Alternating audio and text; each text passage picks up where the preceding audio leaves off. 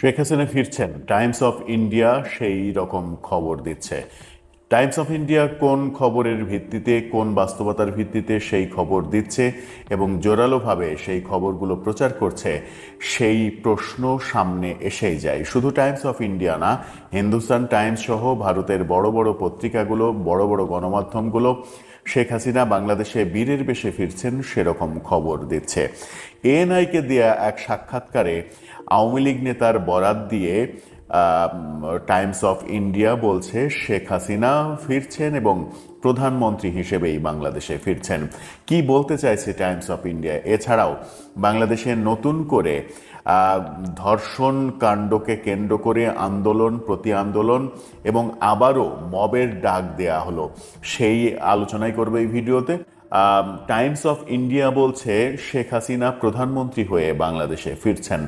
কবে নাগাদ ফিরছেন? মার্চেই ফিরছেন এরকম গুঞ্জন রটানো হয়েছে, রটিয়ে দেয়া হয়েছে, এইরকম গুঞ্জন রটেছে। কিন্তু টাইমস অফ ইন্ডিয়া এএনআইকে আওয়ামী লীগের এক নেতা যে সাক্ষাৎকার দিয়েছেন সেটার বরাত দিয়ে বলার চেষ্টা করেছে শেখ হাসিনা ফিরছেন এবং জুলাই আগস্টের আন্দোলনকে বিতর্কিত এবং সন্ত্রাসী কার্যক্রম হিসেবে আখ্যা দিয়েছেন সে আওয়ামী লীগ নেতা। আওয়ামী লীগ নেতা রাব্বি আলম তিনি এএনআইকে সাক্ষাৎকার দিয়েছেন। সেই সাক্ষাৎকারের ভিত্তিতে টাইমস অফ ইন্ডিয়া বলছে শেখ হাসিনা প্রধানমন্ত্রী হিসেবেই ফিরছেন। জুলাই আগস্টে যে আন্দোলন হয়েছে সেটা মূলত বিদেশি ষড়যন্ত্র এবং ডক্টর ইউনূসের 4 বছর ধরে করা প্ল্যানের মাধ্যমেই এটা করা হয়েছে। এখানে হাজার হাজার পুলিশ মেরে ফেলা হয়েছে। পুলিশের গুলিতে কোনো ছাত্র মরেনি এরকম কথাও বলা হয়েছে এবং পুলিশের গুলিতে যে মরেনি সেটা আর্মির ব্যবহৃত বিভিন্ন বুলেট বিভিন্ন জনের দেহে থেকে যখন পাওয়া গেছে সেই উদাহরণও দেয়া হয়েছে যে স্নাইপার সহ বিভিন্ন মডেলের রাইফেল, যে রাইফেল আর্মিরা ছাড়া ব্যবহার করে না, পুলিশ ব্যবহার করে না, এই রাইফেল কোত্থেকে গেল এই প্রশ্ন এসেছে।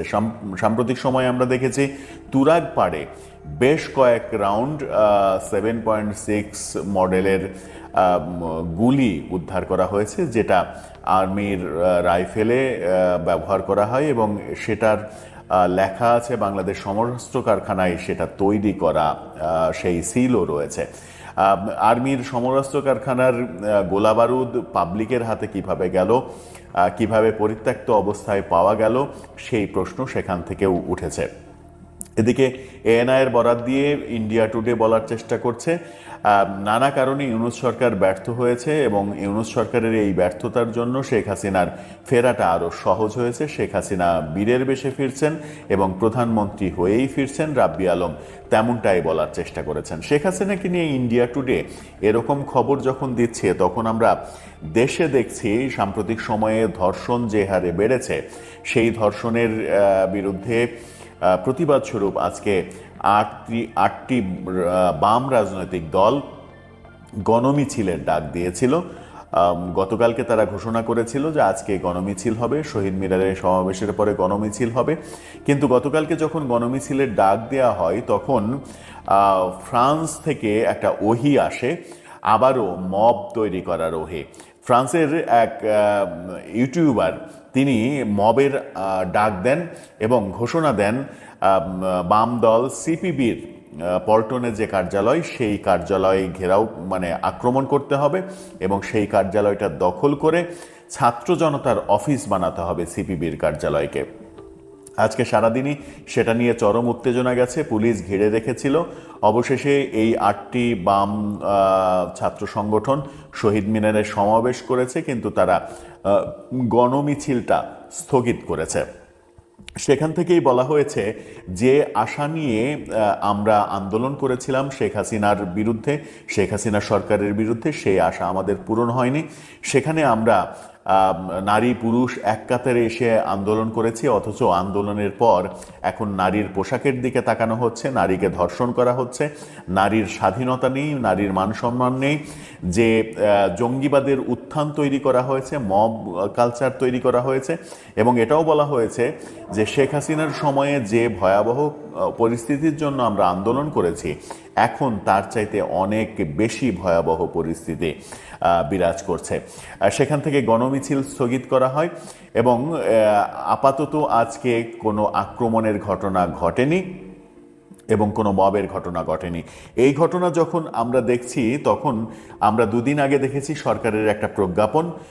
সরকারের প্রজ্ঞাপনে প্রধান উপদেষ্টার বাসভবন যমুনা, তার এলাকা ইন্টারকন্টিনেন্টাল হোটেল, কাকরাইল, শাহবাগ, এই এলাকায় মিছিল সমাবেশ সম্পূর্ণ নিষেধ করা হয়, মিছিল সমাবেশের ওপর নিষেধাজ্ঞা দেওয়া হয়। কিন্তু আমরা গত 2-3 দিন থেকেই দেখছি যে এখানে ইনকিলাব মঞ্চ নামে একটা ভুঁইফোড় সংগঠন, তারা এখানে সমাবেশ করছে, এখানে অনশন করছে, বসে থাকছে, এবং আজকে তারা মিছিলও করেছে।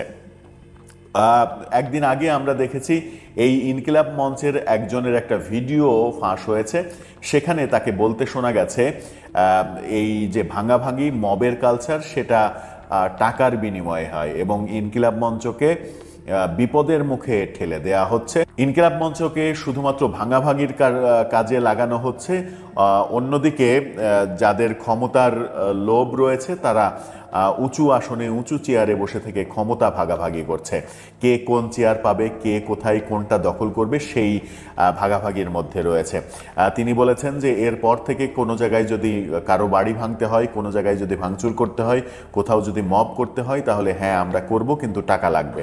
অমুক বাড়ি ভাঙতে হবে, আমরা বলবো যে হ্যাঁ 10 লাখ টাকা লাগবে, 20 লাখ টাকা লাগবে।